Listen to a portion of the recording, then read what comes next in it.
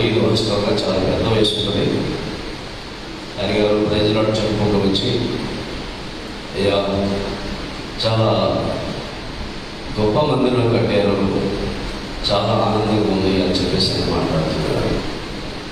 అది దేవుని కృపని, మా ప్రజల యొక్క తీర్మానం, వారి కష్టార్జితం దేవుడిచ్చారు అని చెప్పినప్పుడు చాలా సంతోషించారు.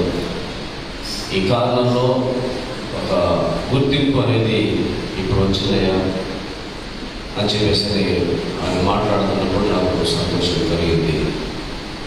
కనుక సంఘం పట్ల మీకు సంఘంలో ఉన్న ప్రతి కుటుంబానికి ఉన్నటువంటి ఆశను, ఆసక్తిని బట్టి దేవునికి నేను సదా వందనాలు తెలియజేస్తున్నాను. ఇటు మందిరం కట్టే విషయంలో నన్ను కూడా ఒక పాత్రగా నిలబెట్టినందుకు కూడా నేను దేవునికి